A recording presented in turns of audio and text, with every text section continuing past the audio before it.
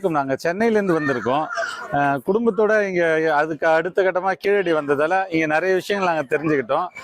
எங்கள் family members எல்லாருமே இதில் ரொம்ப ஆர்வமாக தெரிஞ்சுக்கிட்டாங்க. தமிழனோட வரலாறு 2700 ஆண்டுகளுக்கு முன்பு தமிழன் எப்படி வாழ்ந்தான், இப்போ எப்படி வாழ்ந்துட்டு இருக்கான், இதை நம்ம தெரிஞ்சுக்கிட்டாலே அடுத்த கட்டமாக நம்ம எப்படி கொண்டு போகணுன்றது தெரியும்.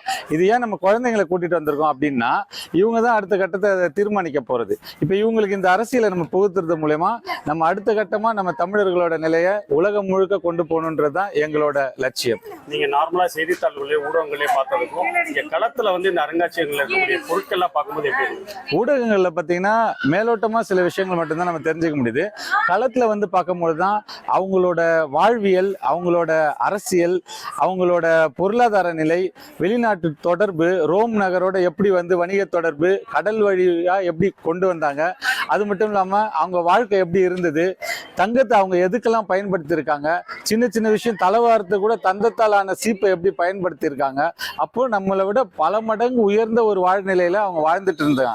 ஆனால் இப்போ இருக்க தமிழர்களோட நிலைமை அப்படி இல்லைன்றது தான் வருத்தத்துறையே செய்யுது. வணக்கம், என்னோட பேர் மணிமேகலை. நாங்கள் சென்னையிலேருந்து வந்திருக்கோம்.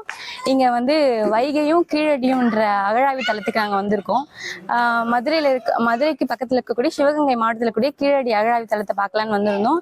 இங்கே ரொம்ப பிரமிக்க வைக்கக்கூடிய தமிழரோட பெருமைகளை சொல்லக்கூடிய அகழாய்வு தலங்கள் நிறைய இருந்தது. கீழடி பற்றி மட்டும் இல்லாமல் கீழடிக்கு பக்கத்தில் இருக்கக்கூடிய மணலூர், கொந்தகை, அகரம் போன்ற அகழாய்வு தலங்களை பற்றி எல்லாமே இருந்தது.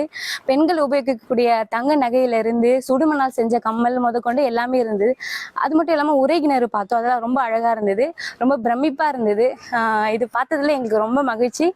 தமிழராக பிறந்ததுக்கே நாங்கள் ரொம்ப பெருமைப்படுறோம், மகிழ்ச்சி அடைகிறோம். நன்றி. நீங்க உபயோகப்படுத்தின பொருட்கள் அதே இங்க செஸ் காயின் மற்ற இதெல்லாம் பார்க்கும்போது எப்படி இருந்தது? ஆமா, தந்தத்தால் செஞ்ச பகடை இருந்தது, அப்புறம் தந்தத்தால் செஞ்ச சீப்பெல்லாம் இருந்தது. அதெல்லாம் பார்க்கவே ரொம்ப வியப்பா இருந்தது, நல்லா இருந்தது. மொத்தத்துல தமிழர் தான்றதை இந்த மூலமா நிரூபிச்சிருக்காங்க. நன்றி.